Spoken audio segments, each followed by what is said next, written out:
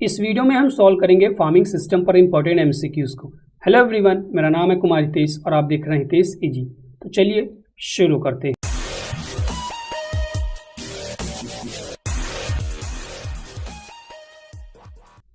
Question number 1, which of the following is not a major farming system. इनमें से कौन है जो कि एक मेजर फार्मिंग सिस्टम प्रमुख कृषि प्रणाली नहीं है? Subsistence farming, commercial farming, nomadic farming या इंडस्ट्रियल फार्मिंग। सो पूछा है कौन सा farming system major farming system नहीं है, तो यहाँ पर subsistence farming, commercial farming and industrial farming are the type of major farming system, whereas nomadic is not a major farming system. So option number यहाँ पर C क्या हो जाएगा? Nomadic farming. ठीक है, क्या हो जाएगा? खाना बदोश खेती। सो ऑप्शन नंबर यहाँ पर गा क्या हो जाएगा? इस option number C correct. Friends, मैं इंग्लिश से पढ़ूंगा, आप लोग हिंदी में भी देखते जाइएगा। जो भी हिंदी मीडियम के लड़के हैं, जो भी कंफर्टेबल हिंदी के साथ, वो हिंदी के साथ देखेंगे, जो इंग्लिश के साथ कंफर्टेबल है वो इंग्लिश के साथ देखेंगे। ठीक है, सो ऑप्शन नंबर यहाँ पर सी क्या हो जाएगा? Correct. Then question number second, you organic farming emphasise the use of. जो ऑर्गेनिक फार्मिंग है वो किस चीज़ के यूज़ को एम्फेसाइज करती है, इंक्रीज करती है, बढ़ावा देती है? जैविक खेती है, सिंथेटिक फर्टिलाइजर्स, जो भी सिंथेटिक फर्टिलाइजर्स होते हैं, केमिकल फर्टिलाइजर्स, जेनेटिकली मॉडिफाइड जिसे हम लोग जीएमओ बोलते हैं शॉर्ट फॉर्म में, या chemical fertiliser and biological pest control. ठीक है, तो जो ऑर्गेनिक फार्मिंग है वो किस चीज़ को बढ़ावा देती है? तो natural fertiliser and biological pest control. तो ऑप्शन नंबर यहाँ पर डी क्या हो जाएगा? Natural fertiliser and biological control means प्राकृतिक उर्वरक एंड जैविक कीट नियंत्रण। तो ऑप्शन नंबर यहाँ पर डी क्या हो जाएगा? Correct. Then question number 3, which farming system involves cultivation of single crop on the large scale. ठीक है, कौन सा फार्मिंग सिस्टम जो कि सिंगल क्रॉप को कल्टीवेट करता है लार्ज स्केल पर? ठीक है, mixed farming, monoculture farming, polyculture या हॉर्टिकल्चर। तो देखिए सभी के बारे में समझते हैं। मिक्स्ड फार्मिंग में क्या होता है, आप क्रॉप प्रोडक्शन के साथ साथ आप जो भी हमारा एनिमल हस्बेंड्री होता है वो भी करते हैं यहाँ पर। ठीक है, मोनोकल्चर में क्या करते हैं? सिंगल क्रॉप को ग्रो करते हैं ओवर लार्ज स्केल। सो यहाँ पर ऑप्शन नंबर क्या हो जाएगा? बी क्या हो जाएगा? Correct. Mono farming involves growing of single crop on a large scale. एक और टर्म आता है आपका सोल फार्मिंग। ठीक है, देखिए डिफरेंस क्या है सोल फार्मिंग में और मोनोकल्चर फार्मिंग में। तो डिफरेंस बहुत ज़्यादा भी नहीं है, बहुत और लेकिन एकदम माइन्यूट सा डिफरेंस है। जो कि मोनोकल्चर होता है वहाँ पर हम लोग सिंगल क्रॉप को ग्रो करते हैं on a large scale, but we can change the crop year after year और सीजन आफ्टर सीजन। ठीक है, एक क्रॉप को ग्रो करते हैं but we can change the crop. But in sole farming only single crop. ठीक है, only single crop means यहाँ पर आप क्रॉप को चेंज नहीं करते हैं। तो ये डिफरेंस है, याद रखिएगा। मोनोकल्चर और सोल कल्चर एक प्रकार का सिंगल क्रॉप को लार्ज एरिया में ग्रो करते हैं, लेकिन सोल फार्मिंग में हम लोग सिर्फ सिंगल क्रॉप ग्रो करते हैं, क्रॉप चेंज नहीं करते हैं। लेकिन मोनोकल्चर में हम लोग क्रॉप चेंज कर सकते हैं। सो ऑप्शन नंबर यहाँ पर बी क्या हो जाएगा? मोनोकल्चर मीन्स मोनोकल्चर खेती। यहाँ पर सिंगल क्रॉप को ग्रो करते हैं लार्ज स्केल पे। Then question number 4, agroforestry is an example of farming system that integrate. जो एग्रोफॉरेस्ट्री है वो एग्जांपल है फार्मिंग सिस्टम का। ठीक है, एग्रोफॉरेस्ट्री भी एक तरह का फार्मिंग सिस्टम है, जैसे हमारा कमर्शियल हो गया, सब्सिस्टेंस हो गया। ठीक है, वो किस चीज़ को इंटीग्रेट करती है, किस चीज़ को एकत्रित करती है? Live stock and crop production, live stock और क्रॉप प्रोडक्शन को इंटीग्रेट करती है। Trees and animals on the same land, trees और एनिमल्स सेम लैंड पर। हाइड्रोपोनिक एंड एक्वापोनिक्स, ठीक है, या genetically modified organism. So agroforestry is an example of farming system that integrate trees and animals on the same land. So option number यहाँ पर B क्या हो जाएगा? करेक्ट। एक ही भूमि पर खेती और पेड़ और जानवर की खेती करना। ठीक है, ऑप्शन नंबर बी क्या हो जाएगा यहाँ पर? Correct. Then question number 5, which of the following is a characteristic of shifting cultivation. ठीक है, कैरेक्टरिस्टिक क्या है शिफ्टिंग कल्टीवेशन की? तो शिफ्टिंग कल्टीवेशन का मतलब होता है, इसे हम लोग स्लैश एंड बर्न के नाम से भी जानते हैं। ठीक है, स्लैश एंड बर्न। इसमें होता क्या है, जो भी नॉर्थ ईस्टर्न रीजन मेनली हमारा प्रैक्टिस कहाँ पे होता है, तो याद रखिएगा नॉर्थ ईस्टर्न रीजन में मेनली हमारा प्रैक्टिस किया जाता है। ठीक है, वहाँ पर यहाँ पर होता क्या है कि जो भी हमारे फार्मर्स लोग होते हैं वो लोग क्या करते हैं, एक जगह पर खेती करते हैं, फिर वो उसको जब वो हमारी बैरन हो जाती है तो दूसरी जगह पर जो भी हमारा एरिया रहता है उसको बर्न करके वहाँ पर खेती करना शुरू करते हैं। तो इसीलिए shifting cultivation means year by year 2-3 साल में जब उसकी जो लैंड होती है उसकी फर्टिलिटी खत्म हो जाती है तो वो लोग दूसरी जगह पर शिफ्ट कर जाते हैं, इसीलिए इसका नाम पड़ा है shifting cultivation.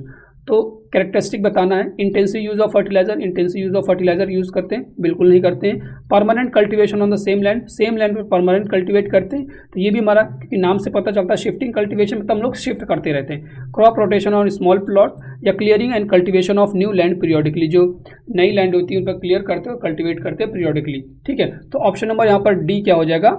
Correct. Clearing and cultivation of new land periodically, समय समय पर नई भूमि की सफाई और खेती करना। सो ऑप्शन नंबर यहाँ पर डी क्या हो जाएगा? करेक्ट। फ्रेंड्स, अगर आपको किसी भी वीडियो की पीडीएफ चाहिए, ठीक है, वीडियो की चाहिए, अगर आप किसी भी एग्रीकल्चर एग्जाम की तैयारी कर रहे हैं उससे रिलेटेड अगर आपको पीडीएफ चाहिए तो हमारे इस नंबर पर आप कांटेक्ट कर सकते हैं 1596। ठीक है, इस पर आप कांटेक्ट कीजिएगा, ये व्हाट्सएप नंबर है। अगर आपको पेड पीडीएफ, देखिए जो भी पीडीएफ रहेंगी वो पेड रहेंगी, कॉस्ट आपकी एकदम मिनिमम रहने वाली है, आपको इतना ज़्यादा बहुत ज़्यादा कॉस्ट नहीं देनी पड़ेगी। तो आप इस नंबर पर कांटेक्ट कर सकते हैं, आपको पेड पीडीएफ मिल जाए। किसी भी एग्रीकल्चर का आप सेमेस्टर एग्जाम में हैं या आप कॉम्पिटिटिव एग्जाम की तैयारी कर रहे हैं, अभी टीए आने वाला है, तो बस थोड़ा सा प्रॉब्लम क्या होती है कि मेरे पास जो भी मैटर है इंग्लिश में अवेलेबल रहता है, हिंदी में अवेलेबल नहीं हो पाता है। लेकिन अब मैंने कोशिश किया कि आप लोग को हिंदी में भी अवेलेबल करेंगे, हिंदी और इंग्लिश बाईलैंग्वेज रहेगा। ठीक है, आप कोशिश कीजिएगा, अगर आपको ज़रूरत पड़ेगी तो हम आपको प्रोवाइड करा देंगे। हिंदी और इंग्लिश दोनों लैंग्वेज में रहेगा। ठीक है, हिंदी में भी रहेगा और इंग्लिश में भी रहेगा। और हमारा आप टेलीग्राम चैनल भी ज्वाइन कर सकते हैं, जहाँ पर क्विजेस आते हैं या कोई भी इन्फॉर्मेशन आती है तो वहाँ पर पता चल जाती है। नाम हितेश एजी के नाम से रहेगा। ठीक है, 2 चैनल वहाँ पर हैं, हितेश एजी, एक डिस्कशन के, इसी में हितेश एजी डिस्कशन के नाम से रहेगा। अगर आपको कोई प्रॉब्लम आती है अपने क्वेश्चन भेजने को तो आप वहाँ पर सेंड कर सकते हैं, और मेन चैनल जो हमारा हितेश एजी है उसको भी ज्वाइन कर लीजिएगा। So question number 3, integrated pest management focuses on, जो इंटीग्रेटेड पेस्ट मैनेजमेंट वो किस चीज़ पर फोकस करता है? Eliminating all paste using chemical pesticide, जितने भी पेस्ट हैं उनको केमिकल पेस्टिसाइड से रिमूव करना। Using biological pest control method, जो भी बायोलॉजिकल पेस्ट कंट्रोल मेथड है उनको यूज़ करना। या combination of chemical fertiliser and biological strategies, ठीक है, जो भी केमिकल फर्टिलाइजर और बायोलॉजिकल स्ट्रेटेजीज का कॉम्बिनेशन करके किसी भी चीज़ को वहाँ पर कंट्रोल करना। या planting paste resistant crop only, paste resistant crop को प्लांट करना। ठीक है, तो इंटीग्रेटेड मतलब सभी चीज़ को इंटीग्रेट करके एक साथ काम करना। तो ऑप्शन नंबर सी क्या हो जाएगा? Combination of chemical and biological control strategies. तो ऑप्शन नंबर यहाँ पर सी क्या हो जाएगा? करेक्ट। रासायनिक और जैविक नियंत्रण रणनीतियों का एक संयोजन करके किसी भी पेस्ट को कंट्रोल करना, मीन्स इंटीग्रेटेड पेस्ट मैनेजमेंट। तो ऑप्शन नंबर यहाँ पर सी क्या हो जाएगा? Correct. Then question number 7, which farming system involves raising aquatic organisms such as fish, ponds, turtles in controlled environment? ठीक है, हाइड्रोपोनिक्स, एक्वापोनिक्स, एक्वाकल्चर या एरोपोनिक्स। एरोपोनिक्स किससे रिलेटेड है? एयर से। ठीक है, तो आपको बताना हाइड्रोपोनिक, एक्वाकल्चर या एक्वापोनिक होगा। Raising of aquatic organism such as fish, pond या टर्टल। तो ऑप्शन नंबर यहाँ पर क्या हो जाएगा? C, aquaculture. क्या हो जाएगा? एक्वाकल्चर। ठीक है, जल कृषि। Then question number 8, the practice of intercropping refers to.